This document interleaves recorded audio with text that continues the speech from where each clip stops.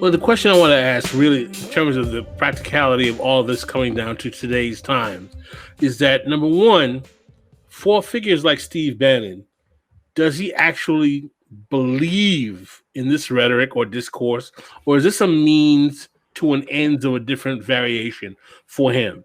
Is he actually trying to mobilize some type of broad kind of white identitarian masculinist movement around this type of traditionalist discourse?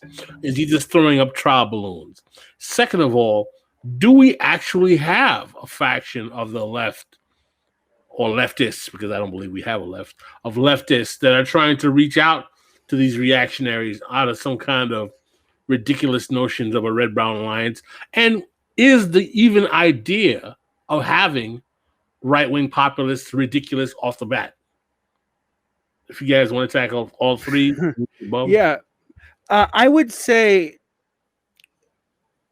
it's hard to know what Bannon actually believes, but what I would say is if he believes in a kind of third, fourth positionism, it's actually the Catholic one, which is a corporatist integralist positionism, and more related to this older form of reactionary conservatism that will use race actually as a proxy for religion, but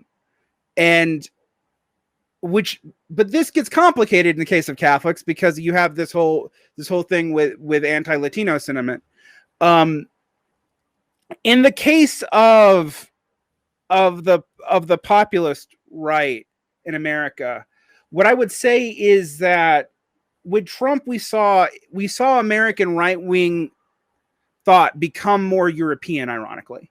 That it resembles a lot more of what you would see in a Berlusconi, in a I think Berlusconi probably is the analogous figure. Yeah, maybe a Boris Johnson. I mean, Trump. Varn, you said it again. That's a very interesting formulation. I liked it. Say it again for the people in the back.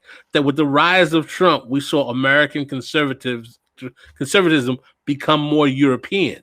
Yeah, conservatism became more European in its appeal. It lost interest probably because of the contradictions that accrued under the Bush administration and neoconservatism in the fig leaf of liberalism. Partially also because, and I think Pascal, you actually pointed this out to someone else on a different show on this channel, that this group of conservatives no longer have any familial thread to like the old aristocratic New England, proto bourgeois and bourgeois that has made up the leadership of the country until basically Barack Obama, and even Barack Obama had a little bit of a tie to it. So, I mean, through his mother's family, but that's kind of over now. And so what you see is an appeal to populism, an appeal to more explicit blood and soil ideologies. The thing about like the U.S. liberalism and it was a set of ideology. It was rooted in blood, and in fact, whiteness as a concept actually has more to do with this than any of the stuff that we're talking about.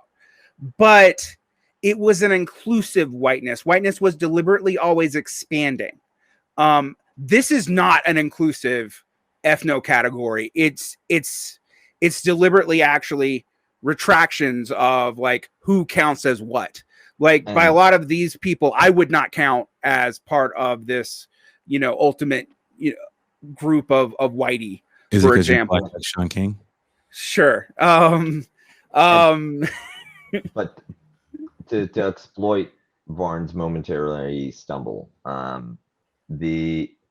think that one of the important differences, between third positionism and socialism and liberalism, is liberals believe that everybody can get along in a market as long as we play by the rules, and that maybe some technocratic tweaks will handle any problems that arise.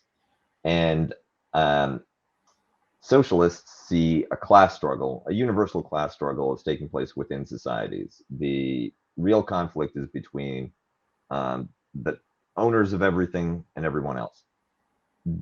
The third position takes the idea of international, conflict between peoples as the driving force of history. They mean it. A lot of what I think Bannon is preoccupied with, and people like Bannon, even if they don't go in for all of the trappings of, like Bubba racism, it's going to be, how do we make our nation great and strong so that we can fight the other great and strong nations like China? And because China has a greatness and a strength that the fascists respect, even if they hate it for racial reasons, or they take its communism seriously as a ideological club. And that leads to a hostility towards a liberalism that erodes solidarity within the nation. And we can't have a capitalism that corrodes, that separates the worker from the American, or the ethnically correct worker from the ethnically correct owner, manager, landlord, you name it.